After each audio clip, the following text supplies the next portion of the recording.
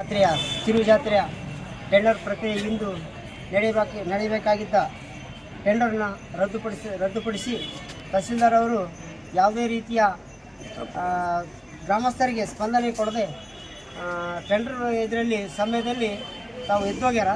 ನಾವು ಇದರಲ್ಲಿ 3 ಟೆಂಡರ್ಗಳನ್ನು ಭಾಗವಹಿಸೋಕ್ಕೆ ತಮ್ಮ ಆದೇಶ ಕೊಟ್ಟಿದ್ರು ನಮಗೆ. ನಾವು 3ರಲ್ಲಿ ಒಂದು ಮಳೆಗೆದು ಟೆಂಡರ್ ಮಾಡ್ರಂತ ನಾವು ತಹಸೀಲ್ದಾರ್ ಅವ್ರಿಗೆ ಮನವಿ ಮಾಡಿದ್ವಿ. ನಾವು ಮಾಡಿದಾಗ ಅದು ನಾವು ಕೋರ್ಟ್ನಲ್ಲಿ ಐತೆ, ಅದು ಕೋರ್ಟ್ನಲ್ಲಿ ಮಾಡೋಕ್ಕೆ ಬರೋಂಗಿಲ್ಲ. ನಾನು ಮತ್ತೆ DC ಅವ್ರಿಗೆ ನಾನು ಲೆಟ್ರ್ ಬರ್ತೀವಿ ಅಂತ ಹೇಳಿದರು. DC ಅವ್ರು ಏನು ಮಾಡಿದ್ದಾರೆ ಅಂದರೆ 2023ಗೆ ಇದ್ರ ಬಗ್ಗೆ ಕ್ಲಾರಿಫಿಕೇಷನ್ ಕೇಳಾರ. ಮಳಿಗೆ ಬಗ್ಗೆ ಕ್ಲಾರಿಫಿಕೇಷನ್ ಕೇಳಿ ಇದನ್ನು ಏನಾದರೂ ಮಾಡಿ ನೀವು ನಮಗೆ ರಿಪೋರ್ಟ್ ಕೊಡ್ರಿ ಅಂತ ಕೇಳಿದ್ದು ಒಂದು ಲೆಟ್ರ್ ಐತಿ ಇಲ್ಲಿ. ಆ ಲೆಟ್ರ್ ಮುಖಾಂತರ ನಾವು ತಹಸೀಲ್ದಾರ್ ಅವ್ರು ಕೇಳಿದಾಗ ಅದೊಂದು ನಾವು ಟೆಂಡರ್ ಮಾಡಿರಿ ಅಂತ ನಾವು ಕೇಳ್ಕೊಂಡಾಗ ಅವ್ರು ಏನಂದ್ರು ಇವತ್ತು ನಾನು DC ಅವ್ರಿಗೆ ಇದ್ರ ಬಗ್ಗೆ ಕ್ಲಾರಿಫಿಕೇಷನ್ ಲೆಟ್ರ್ ಬರ್ತೀವಿ ಅಂತ ಇವತ್ತು ಹೇಳಿದಾಗ ಅದಕ್ಕೆ ನಾವು ಗ್ರಾಮಸ್ಥರೆಲ್ಲರೂ ಸೇರಿ ಸರ್ ಇದು ಗುಡಿಗೆ ಸಂಬಂಧಪಟ್ಟ ವಿಷಯ, ಗುಡಿಗೆ ಆದಾಯ ಬರ್ತಕ್ಕಂಥದ್ದು ವಿಷಯ ನಾವು ಮಾತಾಡಕತ್ತೀವಿ. ಪ್ರತಿ ವರ್ಷ ಏನಿಲ್ಲ ಅಂದರೂ 2-2.5 ಲಕ್ಷ ರೂಪಾಯಿಗೆ ಟೆಂಡರ್ ಆಗ್ತದೆ ಅದು ಮಳೆಗೆದು. ಅದೊಂದು ಮಾಡಿದ್ರೆ ಗುಡಿಗೆ ಆದಾಯ ಆಗ್ತದೆ ಅಂತೇಳಿ ನಮ್ಮ ಅಭಿಪ್ರಾಯದ ಪ್ರಕಾರ ಊರಿನ ಜನರೆಲ್ಲ ಸೇರ್ಕೊಂಡು ನಾವು ಇದು ಮಾಡಿದ್ವಿ. 1 ವರ್ಷದ ಆದೇಶಕ್ಕೆ 2022 1 ವರ್ಷಕ್ಕೆ ಆದೇಶ ಕೊಟ್ಟಿದ್ರಿ. ಅದಕ್ಕೆ ಮಳಿಗೆಗೆ ಸುರೇಶಣ್ಣವ್ರಿಗೆ ಮಳಿಗೆ ಕೊಟ್ಟಿದ್ರು. ತದನಂತರ ವರ್ಷ ಮುಗಿಯೋಷ್ಟೊಳಗೆ ಚೌರ ಸಾಹೇಬ್ರು ಅಂತೇಳಿ ತಹಸೀಲ್ದಾರ್ ಬಂದಿರು. ಅವರು ಒಳಗಿಂದೊಳಗೆ ಆದೇಶ 3 ವರ್ಷದ ಮಾಡಿಕೊಟ್ಟು ಹೋದಾಗ ಅದಕ್ಕೆ ಸಂಬಂಧಪಟ್ಟ ಮತ್ತು ಆಮೇಲೆ ಅದಕ್ಕೆ ವಿರೋಧವಾಗಿ ಕೋರ್ಟಿಗೆ ಹೋದಾಗ ಎಲ್ಲಿ ನಮ್ಮ ಹೈಕೋರ್ಟ್ ಗುಲ್ಬರ್ಗಕ್ಕೆ ಹೋದಾಗ ಅದು ಆದೇಶನ ರದ್ದು ಮಾಡಿ DC ಅವರಿಗೆ ಕ್ಲಾರಿಫಿಕೇಷನ್ ಕೊಟ್ಟಿದ್ದರು. ಯಾರು ಹೈಕೋರ್ಟ್ನವರು ಅಲ್ಲಿ ಕೊಟ್ಟ ಮೇಲೆ DC ಅವರು ತಹಸೀಲ್ದಾರ್ಗೆ ಒಂದು ಲೆಟ್ರ್ ಕೊಟ್ಟಾರ. ಇದ್ರ ಬಗ್ಗೆ ನೀವು ಇದು ಮಾಡ್ಕೊಂಡು ನಮಗೆ 23ಕ್ಕೆ ಆದೇಶ ಮಾಡ್ಯಾರ. ಯಾರಿಗೆ? ತಹಸೀಲ್ದಾರ್ ಅವ್ರಿಗೆ ಮಾಡ್ಯಾರ. ಅಲ್ಲಿಂದ ಇಲ್ಲಿವರೆಗೂ ಆ ಮಳಿಗೆ ಬಗ್ಗೆ ಯಾವುದೇ ರೀತಿಯ ಚಕಾರ ಇತ್ತಿಲ್ಲ. ಇವತ್ತು ನಾವು ಸಾಹೇಬರು ಟೆಂಡರ್ ಕರೆದಾಗ ಆ ಟೆಂಡರ್ನಾಗ ನಾವು ಊರಿನ ಗ್ರಾಮಸ್ಥರೆಲ್ಲರೂ ಸೇರಿಕೊಂಡು ಗುಡಿಗೆ ಬರ್ತಕ್ಕಂಥ ಆದಾಯ ಮೇನ್ ಮೂಲ ಏನದ ಅಲ್ಲಿ ಒಂದು ವರ್ಷಕ್ಕೆ ಒಂದು 2 ಲಕ್ಷನೋ 2.5 ಲಕ್ಷನೋ ವರ್ಷಕ್ಕೆ ಬಂದಾಗ 3 ವರ್ಷಕ್ಕೆ ನಾವು ಲೆಕ್ಕ ಹಾಕಿದಾಗ ಕನಿಷ್ಠ ಒಂದು 7 ರಿಂದ 8 ಲಕ್ಷ ರೂಪಾಯಿ ಲಾಸ್ ಆಗ್ಯದ ಅಂತೇಳಿ ನಾವು ನಮ್ಮ ಅಭಿಪ್ರಾಯ ಅದ.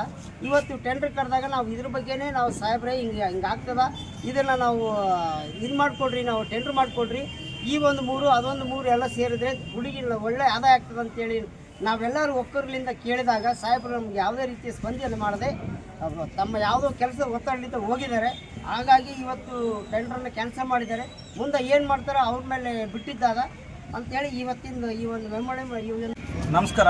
ಮಾನ್ವಿ ತಾಲೂಕಿನ ನೀರ್ಮಾನ್ವಿ ಗ್ರಾಮದ ಶ್ರೀ ರೇಣುಕಾ ಯಲ್ಲಮ್ಮ ದೇವಿ ಜಾತ್ರಾ ಅಂಗವಾಗಿ ನೀರ್ಮಾನ್ವಿ ಯಲ್ಲಮ್ಮ ಜಾತ್ರೆಗೆ ಸಂಬಂಧಿಸಿದಂತೆ ಅಲ್ಲಿರುವಂತಹ ಜಾಗ ಮತ್ತು ಮಳಿಗೆಗಳು ಮತ್ತು ತೆಂಗಿನಕಾಯಿ ಇವುಗಳು ಪ್ರತಿ ವರ್ಷವೂ ಹರಾಜಾಗ್ತಾ ಇತ್ತು. ಮಾನ್ಯ ತಹಸೀಲ್ದಾರರ ನೇತೃತ್ವದಲ್ಲಿ, ಅಧ್ಯಕ್ಷರು ತಹಸೀಲ್ದಾರ್ ಇದ್ದಾರೆ, ತಹಸೀಲ್ದಾರರ ನೇತೃತ್ವದಲ್ಲಿ ಹರಾಜಾಗ್ತಾ ಇತ್ತು. ಪ್ರತಿ ವರ್ಷವೂ ಹರಾಜಾಗ್ತಾ ಇತ್ತು. ಆದರೆ 2022ರಲ್ಲಿ ಜಾಗ ಮತ್ತು ಮಳಿಗೆ ಹಾಗೂ ತೆಂಗಿನಕಾಯಿಗಳು 1 ವರ್ಷಕ್ಕೆ ಮಾತ್ರ ಹರಾಜಾಗಿತ್ತು. ಅದರಲ್ಲಿ ಮಳಿಗೆ ಸುರೇಶ್ ಉಪ್ಪಾರ ಅನ್ನೋರಿಗೆ ಹರಾಜಾಗಿತ್ತು. ಅದನ್ನು ಏನು ಮಾಡಿದರು, ತಹಸೀಲ್ದಾರ್ ಹತ್ರ ಯಾರಿಗೂ ಸಾರ್ವಜನಿಕರಿಗೆ ಗೊತ್ತಾಗದಂಗೆ ತಹಸೀಲ್ದಾರ್ ಹತ್ರ ಬಂದು ಸುರೇಶ್ ಉಪ್ಪಾರ ಅನ್ನೋರು 3 ವರ್ಷಕ್ಕೆ ಹರಾಜನ್ನು ಬರ್ಸ್ಕೊಂಡ್ರು, ಆರ್ಡ್ರ್ ಮಾಡಿಸ್ಕೊಂಡು ಅವರು 3 ವರ್ಷ ನನಗೆ ಟೆಂಡರ್ ಆಗಿದೆ ಇದು ಅಂತಂದ್ಬಿಟ್ಟು ಅವರು ಏನು ಮಾಡಿದ್ರು, ಸುಳ್ಳು ಆದೇಶನ ಹೊರಡಿಸ್ಕೊಂಡ್ರು ತಹಸೀಲ್ದಾರ್ ಹತ್ರ. ಅವತ್ತಿನ ತಹಸೀಲ್ದಾರರು ಅದನ್ನು ಆದೇಶ ಮಾಡಿ ಹೋಗಿದ್ರು. ಅದ್ರ ವಿರುದ್ಧವಾಗಿ ಜಗದೀಶ್ ಅನ್ನುವರು ಏನು ಮಾಡಿದ್ರು, DC ಅವರಿಗೆ ಮನವಿ ಮಾಡಿಕೊಂಡ್ರು. ಇದು ಪ್ರತಿ ವರ್ಷವೂ ನಮ್ಮ ನೀರ್ಮಾನ್ವಿ ಗ್ರಾಮದಲ್ಲಿ ಯಲ್ಲಮ್ಮ ದೇವಿ ಒಂದು ಕಮಿಟಿಗೆ ಸಂಬಂಧಿಸಿದಂತೆ ಮಳಿಗೆ ಆಗಿರ್ಬೋದು, ಜಾಗ ಆಗಿರ್ಬೋದು, ತೆಂಗಿನಕಾಯಿ ಆಗಿರ್ಬೋದು ಪ್ರತಿ ವರ್ಷಕ್ಕೆ ಆಗ್ತದೆ ಹೊರತು 3 ವರ್ಷಕ್ಕೆ ಯಾವುದೇ ರೀತಿ ಟೆಂಡರ್ ಆಗಿಲ್ಲ ಅಂತಂದು ಇವ್ರು ಹೇಳಿದಾಗ DC ಅವ್ರು ಏನು ಮಾಡಿದ್ರು, ಅದನ್ನು ಪರಿಶೀಲನೆ ಮಾಡಿ 2023ರಲ್ಲಿ ತಹಸೀಲ್ದಾರಿಗೆ ಮತ್ತೊಂದು ಅರ್ಜಿ ಬರೆದ್ರು. ಏನು ಅವರು ತಮ್ಮ ಇಲಾಖೆಯಿಂದ ಒಂದು ಕಳಿಸಿದ್ರು. 2023ರಲ್ಲಿ ಏನಂತ ಕಳಿಸಿದ್ರು ಅಂತಂದರೆ, ಇದನ್ನು ಇಮಿಡಿಯೇಟ್ಲಿ 3 ವರ್ಷಕ್ಕೆ ಏನೋ ನೀವು ಟೆಂಡರ್ ಕೊಟ್ಟಿದ್ದೀರಿ ಅದನ್ನು ರದ್ದು ಮಾಡಿರಿ, ಈಗ ಮತ್ತೆ ಮರು ಟೆಂಡರ್ ಒಂದು ವರ್ಷಕ್ಕೆ ಮರು ಟೆಂಡರ್ ಕರೆಯಿರಿ ಅಂತಂದು 2023ರಲ್ಲಿ ತಹಸೀಲ್ದಾರರಿಗೆ ಕಳಿಸಿದ್ರು DC ಅವರು. DC ಅವರು ಆದೇಶಗಳನ್ನು ಪಾಲನೆ ಮಾಡಿದ 2023ರಲ್ಲಿ ಇರುವಂಥ ತಹಸೀಲ್ದಾರರು DC ಅವರ ಆದೇಶಗಳನ್ನು ಉಲ್ಲಂಘನೆ ಮಾಡಿದರು. ಆವಾಗ ಸುರೇಶ್ ಉಪ್ಪಾರ್ ಅವರು ಏನು ಮಾಡಿದ್ರು, DC ಅವರು ಮಾಡಿರೋ ಆದೇಶನ ಸ್ಟೇ ಮಾಡಿರಿ, ಇದು ಈ ಹೈಕೋರ್ಟ್ಗೆ ಹೋದ್ರಿ, ಇದನ್ನು ಸ್ಟೇ ಕೊಡ್ರಿ ಅಂತಂದು. ಆದರೆ ಹೈಕೋರ್ಟಲ್ಲಿ ಏನು ಮಾಡಿತು, 2024ರಲ್ಲಿ ಏಪ್ರಿಲ್ 2ರಂದು ಏನು ಮಾಡಿತು, ಅವ್ರು ಕೇಳಿರುವಂಥ ಸ್ಟೇ ವಿರುದ್ಧವಾಗಿ ಜಗದೀಶ್ ಅವರು ಸಲ್ಲಿಸಿರುವಂತಹ ಒಂದು ಮನವಿನ ಪರಿಗಣಿಸಿ ಇದು ಫೇಕ್ ಅದ, 3 ವರ್ಷಕ್ಕೆ ಇದು ಬರೋದಿಲ್ಲ, ಪ್ರತಿ ವರ್ಷದಂತಾನೆ ಹರಾಜಾಗಬೇಕಂತಂದು ಇದನ್ನ ಇಮಿಡಿಯೇಟ್ಲಿ ಏನು ಮಾಡ್ರಿ ಆ ಸ್ಟೇನ ಸ್ಟೇ ಕೊಡೋದಿಲ್ಲ ಅಂತ ಅಂದ್ಬಿಟ್ಟು ಅಲ್ಲಿ ಏನು ಮಾಡಿತು ಅದನ್ನ ವಜಾಗೊಳಿಸಿತು. ಆದರೂ ವಿರುದ್ಧ ಆವತ್ತು 2024ರಲ್ಲಿ ಏನು ವಜಾಗೊಳಿಸಿತ್ತು ಆವಾಗಲಾದರೂ DC ಅವರು ಮತ್ತು ತಹಸೀಲ್ದಾರ್ ಅವರು ಮರು ಟೆಂಡರ್ ಮಾಡಬೇಕಿತ್ತು ಆ ಮಳಿಗೆನ.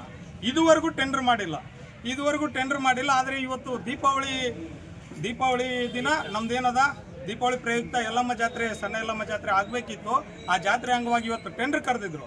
ಇಡೀ ಗ್ರಾಮಸ್ಥರೆಲ್ಲ ಬಂದಿದ್ದೇವೆ. ಆ ಗ್ರಾಮಸ್ಥರೆಲ್ಲ ಬಂದು ನೋಡ್ರಿ DC ಅವರ ಆದೇಶ ಆದ, ಕೋರ್ಟ್ ಆದೇಶ ಆದ, ಇದ್ರ ಪ್ರಕಾರ ಪ್ರತಿಯೊಂದೂ ಒಂದು ವರ್ಷಕ್ಕೆ ಇದನ್ನ ಟೆಂಡರ್ ಆಗ್ಬೇಕಂತಂದು ಗ್ರಾಮಸ್ಥರೆಲ್ಲ ತಹಸೀಲ್ದಾರನ್ನ ಕೇಳಿದ್ರೆ ತಹಸೀಲ್ದಾರ್ ಅವ್ರು ಏನು ಹೇಳಿದ್ರು, ಇಲ್ಲ ನಾವು 3 ಮಾಡ್ತೇವೆ ಟೆಂಡರು, ಏನು ಒಂದು ಜಾಗದ್ದು, ಒಂದು ಮಂಗಳಾರಿದ್ದು, ಒಂದು ತೆಂಗಿನಕಾಯಿದು ಇಷ್ಟೇ ಹೇಳಿದ್ರು. ಆದರೆ ಗ್ರಾಮಸ್ಥರು ಏನು ಹೇಳಿದ್ರು, ನೋಡ್ರಿ ನಮಗೆ 7 ಲಕ್ಷ ಪ್ರತಿ ವರ್ಷಕ್ಕೂ 5 ಲಕ್ಷ 6 ಲಕ್ಷ 7 ಲಕ್ಷನೂ ಆ ಮಳಿಗೆದು ಟೆಂಡರ್ ಆಗುತ್ತೆ. ಅದಕ್ಕೋಸ್ಕರ ಕೋರ್ಟ್ ಆದೇಶನ ಪರಿಗಣಿಸಿ, DC ಅವರ ಆದೇಶನ ಪರಿಗಣಿಸಿ ಆ ಮಳಿಗೆದು ಕೂಡ ಟೆಂಡರ್ ಆಗ್ಬೇಕಂತ ಕೇಸಿ ಗ್ರಾಮಸ್ಥರೆಲ್ಲ ಕೇಳಿದ್ರೆ ಗ್ರಾಮಸ್ಥರಿಗೆ ಉತ್ತರ ಕೊಡೋಕ್ಕಾಗದೆ ತಹಸೀಲ್ದಾರ್ ಅವರು ಆ ಒಂದು ಟೆಂಡರ್ನ ನಡೆಸಬೇಕಾದಂಥ ತಹಸೀಲ್ದಾರ್ ಅವರು ಗ್ರಾಮಸ್ಥರಿಗೆ ಮರ್ಯಾದೆ ಕೊಡದೆ, ಗ್ರಾಮಸ್ಥರೆಲ್ಲರೂ ಹಿರಿಯರು ಬಂದು ಅಲ್ಲಿ ಕೂತಿದ್ರು ಕೂಡ ತಮ್ಗೆ ಹಿರಿಯರಿಗೆ ಒಂದು ಏನು ಗೌರವ ಕೊಡದೆ ತಮ್ಮ ಇಚ್ಛಾಪೂರ್ವಕವಾಗಿ ಸಡನ್ ಆಗಿ ಆ ಒಂದು ಟೆಂಡರ್ ನಡೆಸುವುದನ್ನು ಬಿಟ್ಟು ಎದ್ದು ಹೋಗ್ತಾರೆ ಅಂತಂದರೆ ಇಲ್ಲಿ ಗೊತ್ತಾಗ್ತಾ ಇದೆ ಊರವರಿಗೆ ಮತ್ತು ಅಲ್ಲಿರುವಂಥ ಹಿರಿಯರಿಗೆ ಮತ್ತು ದೇವಸ್ಥಾನದ ಕಮಿಟಿಗೆ ತಹಸೀಲ್ದಾರ್ ಯಾವುದೇ ರೀತಿ ಗೌರವ ಕೊಡವಲ್ರು ಮತ್ತು ಸರ್ಕಾರದ ಆದೇಶಗಳನ್ನು, ಕೋರ್ಟ್ ಆದೇಶಗಳನ್ನು, DC ಅವರ ಆದೇಶಗಳನ್ನು ಉಲ್ಲಂಘನೆ ಮಾಡ್ತಾ ಇದ್ದಾರೆ ತಹಸೀಲ್ದಾರರು. DC ಅವರಿಗೆ ನಾವು ಇಷ್ಟೇ ಮನವಿ ಮಾಡಿಕೊಳ್ತಾ ಇದ್ದೇವೆ, ನಮ್ಮ ಗುಡಿ, ನಮ್ಮ ಊರು, ನಮ್ಮ ದೇವಿ, ನಮ್ಮ ಜಾತ್ರೆ, ಇದು ನಮ್ಮ ಗುಡಿ, ಇದು ನಮ್ಮ ಅಕ್ಕದ. ದಯವಿಟ್ಟು ನೀವು DC ಸಾಹೇಬ್ರೆ ನೀವು ಏನು ಮಾಡ್ಬೇಕಂತಂದ್ರೆ ನಮ್ಮ ಗುಡಿಯಲ್ಲಿ ಇರುವಂತಹ ಪ್ರತಿಯೊಂದು ಹಣವನ್ನು ನಮ್ಮ ಗುಡಿಗೆ ನೀವು ಏನು ಮಾಡಬೇಕು ಅಲ್ಲಿ ಖರ್ಚು ಮಾಡಿರಿ ಮತ್ತು ಅಲ್ಲಿರುವಂತಹ ಈ ಒಂದು ಆದೇಶಗಳನ್ನು ಪಾಲನೆ ಮಾಡಿ ಅಲ್ಲೆಲ್ಲ ರೀತಿಯ ಒಳ್ಳೆಯ ಕ್ರಮಗಳನ್ನು ಕೈಗೊಳ್ಬೇಕಂತ ಕೇಳ್ಕೊಳ್ಕತ್ತೀವಿ. ಈ ಸಮಿತಿಯಿಂದ ನೀರ್ಮಾನಿ ಗ್ರಾಮಸ್ಥರು ಮನವಿ ಮಾಡೋದೇನೆಂದರೆ ವಾಹಿನಿ ಮುಖಾಂತರ 21/11/2022ರಂದು ಮಳಿಗೆಯು 4,95,000ಕ್ಕೆ 1 ವರ್ಷಕ್ಕೆ ಟೆಂಡರ್ ಆಗಿತ್ತು. ಆದರೆ ಅದನ್ನು ಒಳಗಿಂದೊಳಗೆ ಅಧಿಕಾರಿಗಳು ಶಾಮೀಲಾಗಿ ಅದನ್ನು 7 ಲಕ್ಷ ಬರೀ 7,05,000ಕ್ಕೆ 3 ವರ್ಷಕ್ಕೆ ಮಾಡಿ ಹೋಗಿದ್ದಾರೆ ಹಿಂದಿನ ಅಧಿಕಾರಿಗಳು. ಅದನ್ನು ನಾವು DC ಅವ್ರ ಗಮನಕ್ಕೆ ತಂದರೆ DC ಅವ್ರು ಏನು ಮಾಡಿದರು, 29/11/2023ರಂದು ಅದನ್ನು ಟೆಂಡರ್ ರದ್ದುಪಡಿಸಿ ಮರು ಟೆಂಡರ್ ಮಾಡಂತೇಳಿ ಆದೇಶ ಕೊಟ್ಟಿದ್ದಾರೆ. ಆದರೆ 2023ರಿಂದ ಇವರು 29/11/2023ರಿಂದ ಯಾವುದೇ ಕ್ರಮ ಕೈಗೊಂಡಿಲ್ಲ. ಮತ್ತು ಇದನ್ನು ಮತ್ತೆ ಅವರು ಸುರೇಶ್ ಎಂಬವರು ಅರ್ಜಿದಾರರು ಹೈಕೋರ್ಟಲ್ಲಿ ಹೋದರೆ ನಾನು ಅಲ್ಲಿ ಹೈಕೋರ್ಟಿಗೆ ನಾನು ಅಪೀಲ್ ಹೋಗಿ ಅಲ್ಲಿ ಸ್ಟೈಗೆ ಹೋಗಿದ್ರು. ಅದನ್ನು ರಿಟ್ ಸಲ್ಲಿಸಿದಾಗ ಅದು ಸ್ಟೈ ರಿಜೆಕ್ಟ್ ಆಯಿತು. ರಿಜೆಕ್ಟ್ ಆಗಿ ನನಗೆ ಸುಮಾರು ಏಪ್ರಿಲ್ 2, 2024ರಂದು ನಾನು ಕಾಪಿ ಬಂದ ಇದನ್ನು ಸ್ಟೈ ರಿಜೆಕ್ಟ್ ಆಗ್ಯದ ಅಂತೇಳಿ. ಆದ್ರೂ ಇವತ್ತಿನವರೆಗೆ ಯಾವುದೇ ಕ್ರಮ ಕೈಗೊಂಡಿಲ್ಲ ಇಲ್ಲಿನ ತಹಸೀಲ್ದಾರ್ ಸಾಹೇಬರು ಅಂತ ಹೇಳಕ್ಕೆ ಈ ಮೂಲಕ ಈ ಕಾಪಿನೂ ನಮ್ಮಲ್ಲಿದೆ, ಹೈಕೋರ್ಟ್ ಕಾಪಿ. ತಹಸೀಲ್ದಾರ್ ಇದು DC ಅವರು ಆರ್ಡರ್ ಮಾಡಿದ್ದು ಕೂಡ ಟೆಂಡರ್ ರದ್ದುಪಡಿಸಿ ಮರು ಟೆಂಡರ್ ಮಾಡಂತೇಳಿ ಅದು ಕಾಪಿ ನಮ್ಗೆ ಬಂದಿದೆ. ಇಷ್ಟು ಹೇಳಿ ನಾ ಈ ವಾಹಿನಿ ಮುಖಾಂತರ ಜಿಲ್ಲಾಧಿಕಾರಿಗಳಿಗೆ ಗಮನಕ್ಕೆ ತರ್ತೀನಿ.